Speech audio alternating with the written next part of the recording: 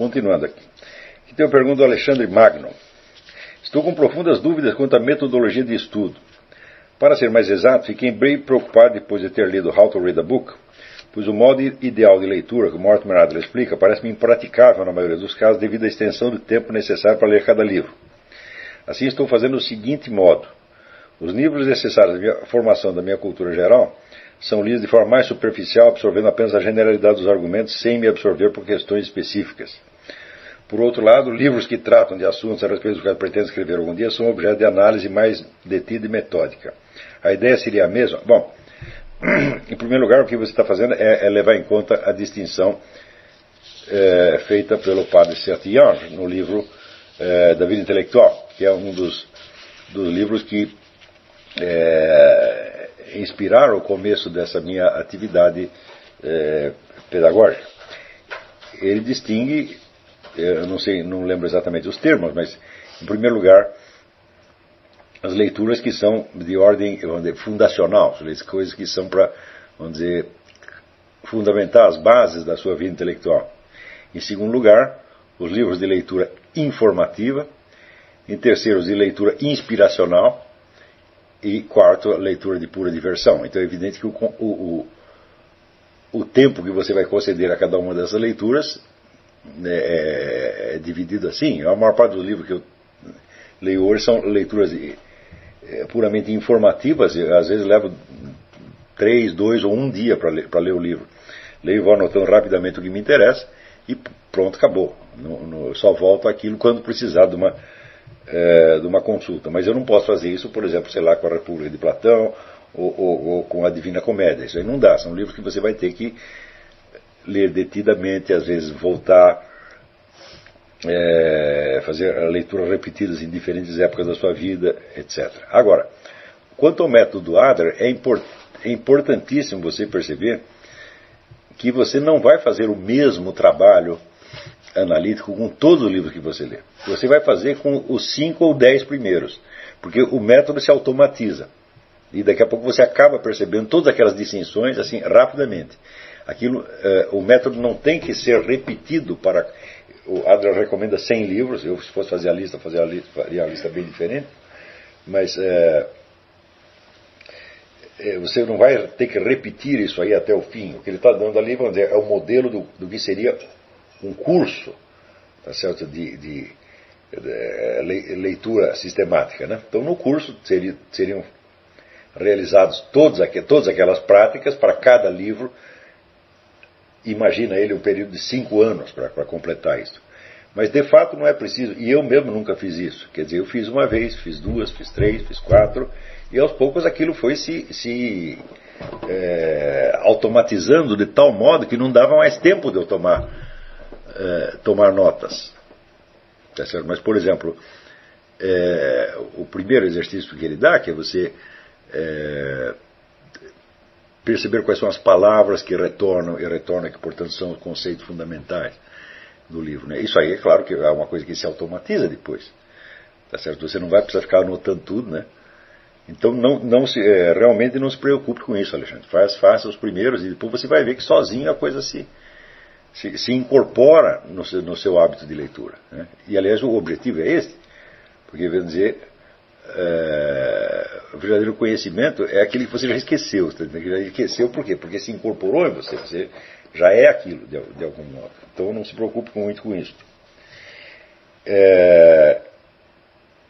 Ele diz, outra pergunta: como vários alunos têm interesse em uma área específica, que é o direito, seria interessante nesse ponto do curso ler livros de filosofia do direito ou é recomendado deixar para mais tarde? Mas é claro que primeiro você deve ler tudo que você queira ler, porque se você tem um interesse específico, você não vai matar esse interesse só por causa do nosso curso. De jeito nenhum, continua, vai fazendo as duas coisas ao mesmo tempo.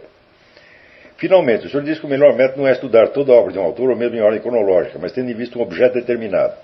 Porém, não haveria alguns casos em que tenhamos uma identificação tão profunda com determinado autor, tornando indispensável a leitura de toda a sua obra?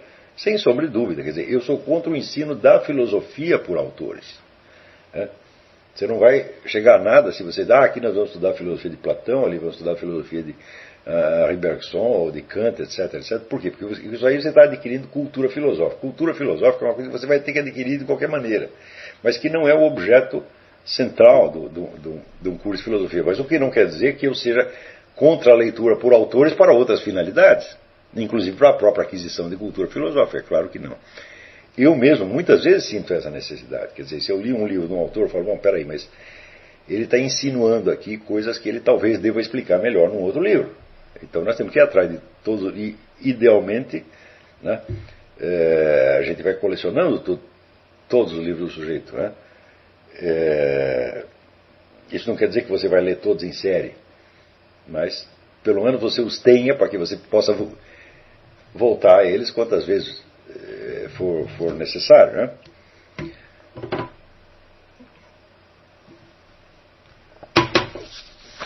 Aqui, Lucas Lacerda pergunta: eu comecei a ler o órgão de Aristóteles com as categorias, de saber qual ordem que devo seguir na leitura do livro seguinte.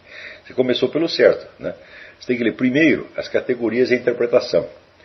Depois você tem que ler dois livros que estão, vamos dizer, que não foram enxertados no órgão, mas que de acordo com a minha interpretação fazem parte funcional deles, que são a poética e a retórica.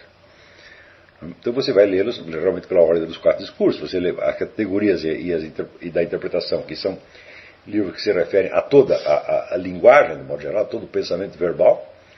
Depois você vai pegar a poética, depois vai pegar a retórica, depois você vai pegar o livro dos tópicos, que é a dialética, e finalmente você vai para a lógica formal, que são os analíticos primeiro e segundo. E por fim, no fim, você lê então as refutações sofísticas. Se você fizer isso, percorreu a coisa toda, mas não pule a poética e a retórica. Eu acho que isso é um grande erro. Quer dizer, não é porque o primeiro editor dos escritos selecionou alguns trabalhos e colocou sob o rótulo de órgão, que, baseado na distinção entre o que ele chama obras teoréticas, obras práticas e obras produtivas, né, e colocou então a poética e a retórica no rol das obras práticas. Eu digo, bom, o fato de o livro concreto chamado Poética e Retórica ser uma obra prática não quer dizer que a ciência da poética não seja uma ciência teorética, que a ciência da retórica não seja, por sua vez, também uma ciência teorética. Tá certo? Então, enxerta lá as categorias da interpretação, poética, retórica, tópicos, analítico primeiro, analítico segundo e refutações sofísticas. João Pedro pergunta: na sua apostila sobre a arte de estudar, a respeito da atividade intelectual formal, o senhor comenta sobre a existência de 2 tipos de inteligência que tem rendimento somente após um longo esforço contínuo, e outra que responde melhor a um esforço descontínuo e variado. Esses tipos seriam irrevogavelmente determinados pela caracterologia individual, cabendo a cada um aceitar o seu tipo e obter dele o melhor. Olha, eu não sei, mas parece que sim. Quer dizer, na prática, a gente vê que as coisas funcionam assim. Não é isso? Então, se você lê, por exemplo, as obras de Santo Tomás de Aquino, você vê que ele fez um tratamento continuado e metódico de uma questão desde os seus fundamentos até suas consequências últimas, tá certo? E que seria muito difícil ele fazer isso se não tivesse uma dedicação continuada quer dizer, nós não temos não sei historicamente como ele compôs as obras, mas seria muito difícil fazer uma coisa tão continuada, tão ordenada, tão linear como ele fez, se o próprio trabalho não fosse linear. Parece que Kant também, quando a gente lê o Kant, a gente tem a impressão de que ele dá uma dedicação específica a um determinado assunto até terminar aquilo, né, até chegar a conclusões e poder escrever algo a respeito. Mas tem outros filósofos que são anárquicos, por assim dizer, como Leibniz. Né? Leibniz tratava de 1000 assuntos no mesmo dia, cada um pouquinho, tomava umas notas, mudava de assunto. Né? Eu não sei se eu citei aqui o caso do Sir Richard Burton, o geógrafo, que ele tinha 16 mesas no escritório dele, uma para cada assunto. Quer dizer, ele ficava 10 minutos aqui, cansava, ele pular para outro, e acabou terminando, né, vários livros notáveis. Né? Eu acho que isso é caracterológico, eu acho que as pessoas são assim. Não é isso? Tenta dos 2 jeitos para ver onde é que você rende mais. Né?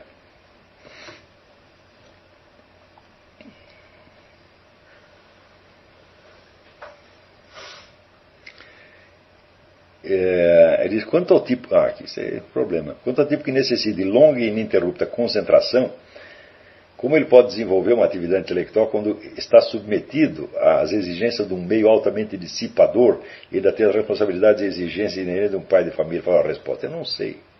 Você tem um problema aí, né? Mas eu acho que talvez seja possível você isolar certas horas, tá certo? E dizer: não falem comigo, né?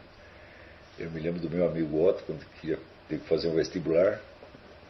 Ele se trancou num quarto durante 3 meses e nós não vimos o Otto por 3 meses. Ele passava comida assim pela porta, ele não dava nem bom dia, né? Então tem pessoas que são assim.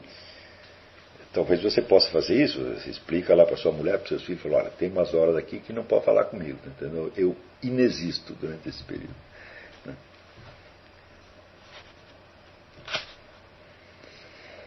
E outra coisa, eu acho que hoje em dia as famílias, elas são muito exigentes, elas requerem atenção demais, você está entendendo?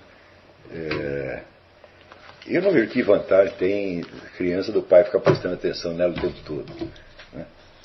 Eu acho que deixa a criança cuidando da vida dela, você fica lá no seu canto. Se ela precisar de alguma coisa, ela vem e fala. Eu acho que isso é até melhor para a educação das crianças. Tem aqui a pergunta do Hélio Rodrigues Pereira sobre o filme Matrix, mas eu não consigo lembrar direito os pedaços do filme, então não vou entrar nisso porque só vou falar besteira, né? Aqui, José Roberto Salatini pergunta: gostaria de saber qual é o procedimento para participar do grupo de estudos estratégicos e qual a finalidade do grupo.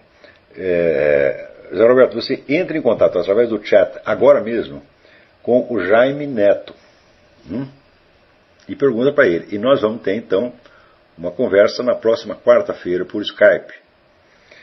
Será para o grupo de estudo estratégico, seria então às 9 horas da quarta-feira, e para o grupo do Mário Ferreira às 8 horas, horário do Brasil.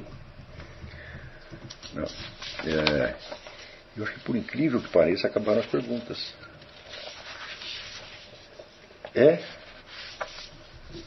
Olha, não deixei escapar nenhuma. Só a do Matrix, porque eu não lembro a história. Eu lembro pedaços soltos, então.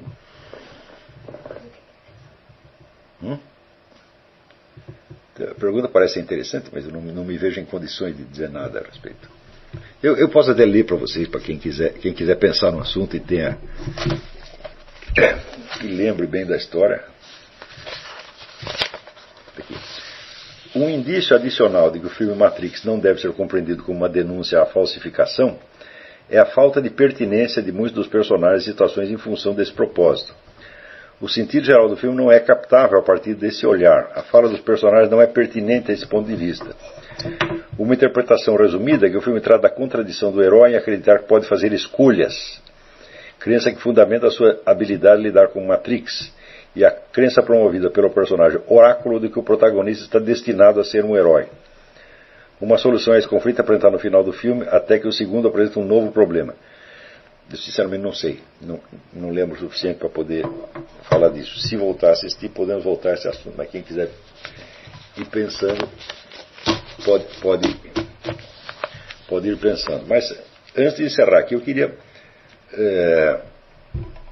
voltar ao começo e lembrar o seguinte: a minha ambição com relação aos alunos desse curso é realmente fazer deles uma nova elite intelectual, e esta elite tem que entrar em campo investida de uma profunda autoridade intelectual. Quer dizer, vocês já têm que entrar no campo como vencedores, como pessoas que estão falando desde um nível mais alto que os outros não podem acompanhar. Tá certo? É claro que uma situação de descontentamento com a cultura vigente, toda pessoa pode ter. Agora, você está descontente com uma coisa, não quer dizer que você seja capaz de fazer algo melhor, tá certo? E nem mesmo que você tenha autoridade suficiente para sair passando pito nos outros. Quer dizer, em primeiro lugar, é preciso ver, vamos dizer, a raiz dessa corrupção dentro de nós mesmos, nos nossos próprios hábitos. Não se trata de corrigir os outros pelo um motivo muito simples. Você não pode escrever os livros dos outros, você não pode compor a música dos outros, você não pode fazer espetáculo teatral dos outros, você só pode fazer o que você vai fazer.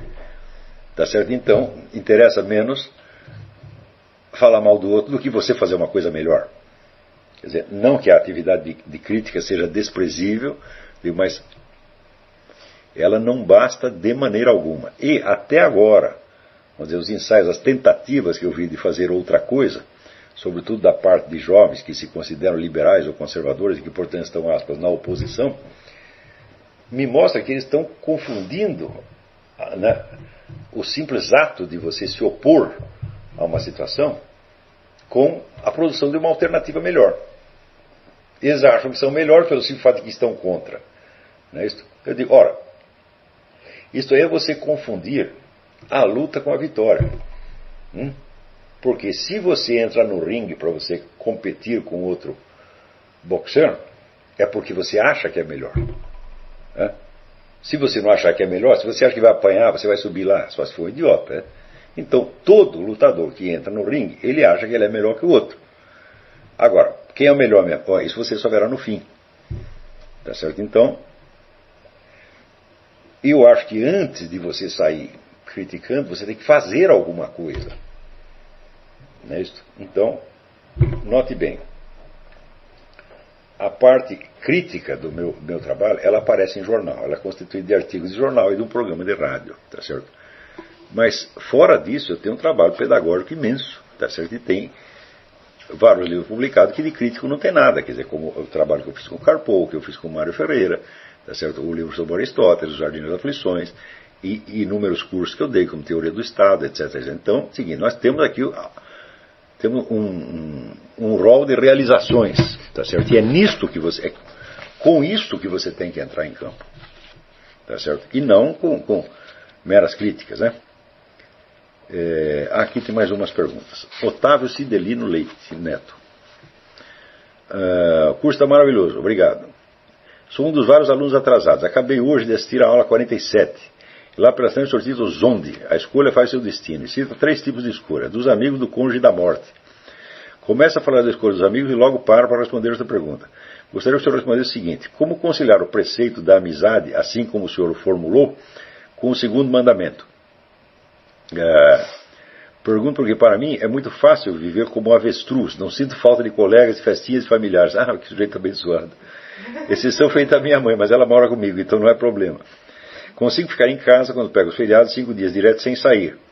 Nem tampouco sentir falta das boçalidades da minha vida cotidiana. Agora estou no seminário, tenho a tendência a ficar mais desligado ainda no meio e em torno. Apesar de sentir falta de alguém para conversar. Bom, tem milhares de pessoas aí para você conversar no próprio seminário. Então,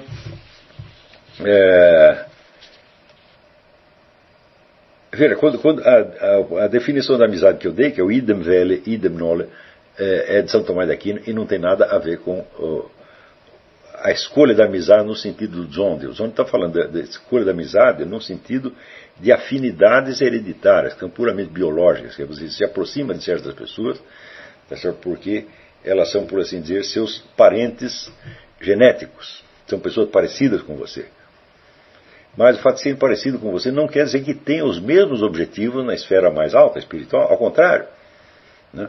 Então, por exemplo, dentro de vamos supor que seja uma relação de casamento, você tem vários níveis de afinidade de encontro. O primeiro nível é esse que está falando o Zonde. Quer dizer, ele diz claramente que a atração sexual é determinada pela composição genética. Quer dizer, você procura os seus parentes genéticos. Quer dizer, basta isso para você fazer uma convivência? Claro que não. Agora, se não tiver isso, simplesmente não vai existir a convivência.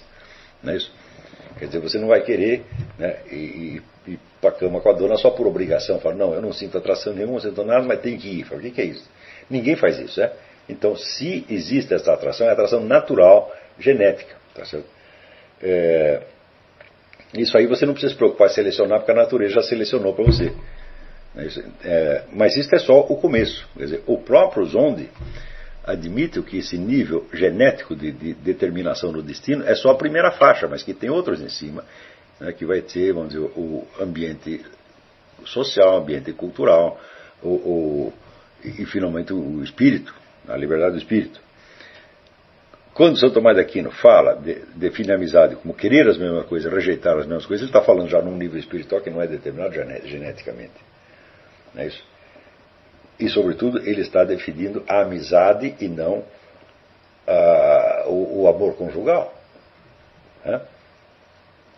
Você, pelo amor de Deus, você não vai sair transando com todo mundo que você tem amizade. Não, nós queremos as mesmas coisas, rejeitamos a mesma coisa, vamos para a cama. Não vai fazer uma coisa dessa.